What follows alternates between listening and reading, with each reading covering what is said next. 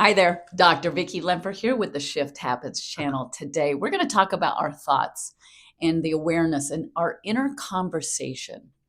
So often we think we're doing all the great things, and we are. We're doing a lot of the processes. We are trying to stay in the moment, yet we're not seeing any movement, or things just aren't coming to us, and we can get frustrated. And I get that because I've been there as well. We all go there. We all have those moments of doubt and frustration, and where's it at? But here's the thing, I don't think we really realize how often we talk against our desire within our mind.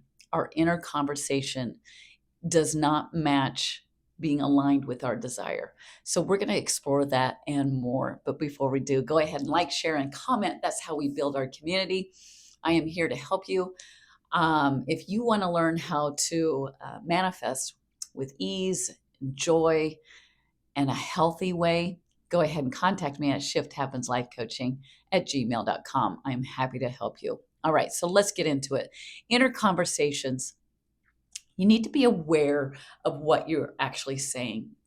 Uh, because if you continue that conversation, that thought will become a belief, and then it will project outside of you because you will become that person.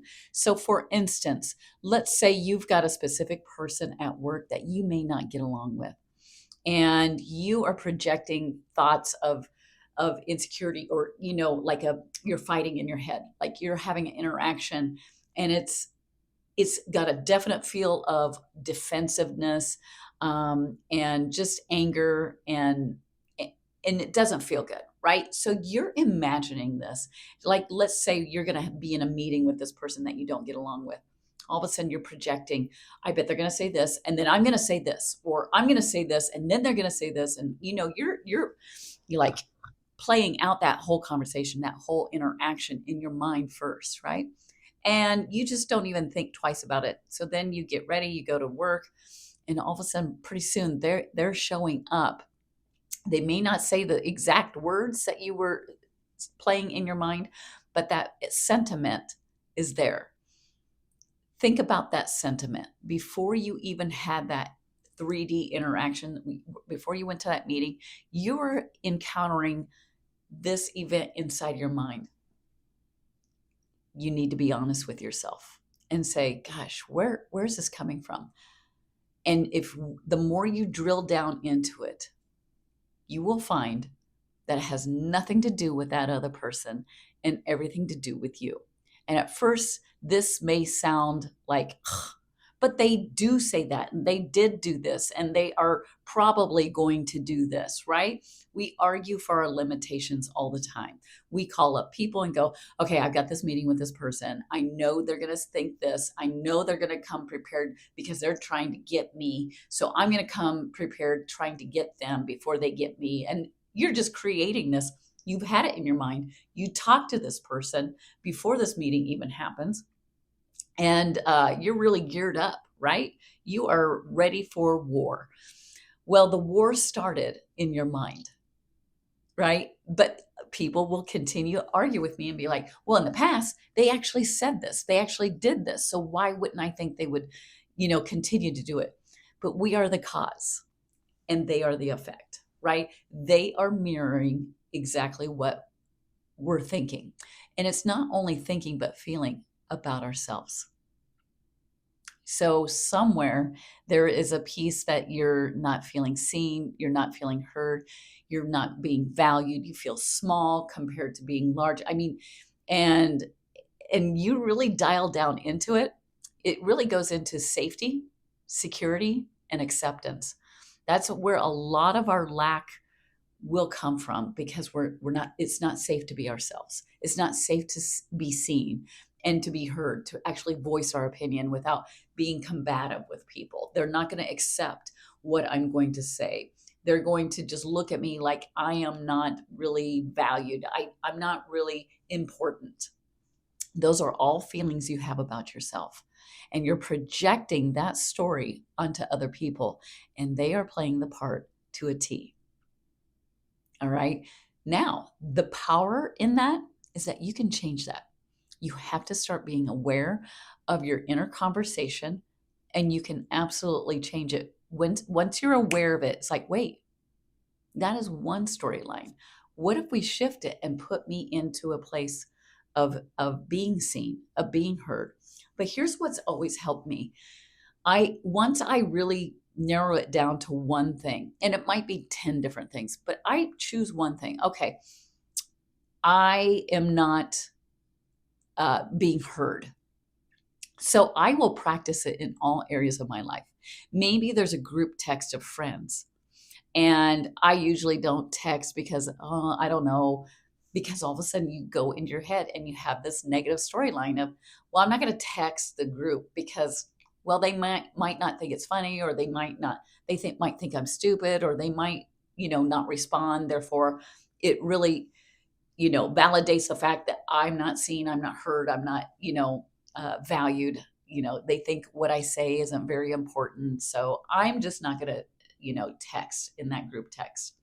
Well, at work, you're saying the same thing. All of a sudden, you're like, no one listens to me. No one cares about what I say. I'm small. Everyone else is larger. I'm trying to fight to get their attention. They're just putting me down. This whole storyline. Well, start taking that and putting it into all areas of life. So if there is a group text and your first inclination is, I'm not going to text because they're going to think this is dumb. No, think through that thought and go, you know what? I'm going to show up. I'm going to text. And I don't care if anybody responds or not, because what I said is funny to me, or it's valuable, or it's just, I'm adding to the story, and I am worthy of adding to that story. So you might, see what I mean? Like, you see it in all areas of your life. So that's friendship. Now I'm going to take that little piece and go to work. So maybe there's a group email and people are already like responding, and you think, oh, why do I need to respond? Everybody else has responded. They're not going to really care if I respond. And what am I going to add to the party? Everyone else has already said the stuff that needs to be said. Well, you are important, and they do want to hear from you. And you do need to show up, because stop being small and start being large and being worthy of being seen and heard. So you assert yourself, and you go ahead and add to that email, discussion. Those are small little things that will add up to big things, because here's the thing. Those little moments still continues to add to that story of, you're not really worthy, you're not really seen, you're not really heard. So address it throughout your day in all areas of your life, and start switch. That will help to start really becoming the person you want to be. You want to be seen, you want to be heard. And the thing is that when you start practicing it, it becomes natural. And that's exactly where you want to be, is it feels natural to get what you desire. It feels natural to be the person that people look up to. It feels natural to be the person that is being heard. It's not, oh, you're practicing it in all areas of your life.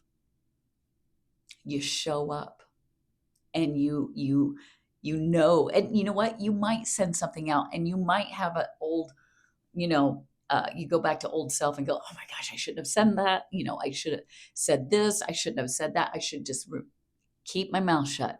No, no, no, no, no. You are worthy of that stage as well. All right. And that's okay. Give yourself love, give yourself grace, because you have to learn to validate yourself and be your best friend. So these are great opportunities when you do show up and you feel, like, oh, I shouldn't have.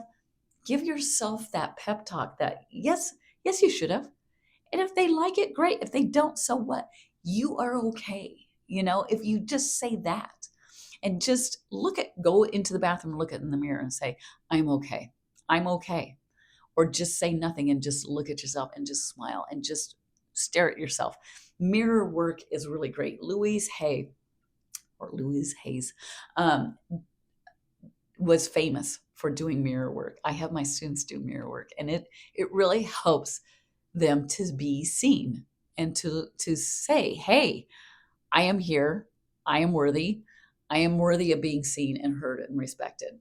It's all those little things. And I'm just giving you some suggestions as to what I've come to realize that's helped me, because when we say we become it, you have to become it in all areas of your life. And I think too often we have this desire and then we just really get almost obsessed and focused on that. And so when you start applying all these techniques in all the areas of your life, and really, is this a technique? Yeah, it's more of a giving yourself self-love. Really, that is all what I'm trying to get to you, is like really get to the core of who you are. And that is pure positive energy, is pure love, and being able to give that to yourself. And then things just start naturally coming to you, because you are becoming that natural person that is loving and in the moment and cherishing everything and everyone around you, including the challenging moments, because those are the moments that really get to us, that forces us to really dig within and go, you know what? I am a good person. Yes. Right? So, okay, go ahead and like, share, and comment. In fact, comment below, I am worthy of all that I desire. Why not? Right? Okay, if you need help on this journey, go ahead and contact me at shifthappenslifecoaching@gmail.com. Until next time, take care.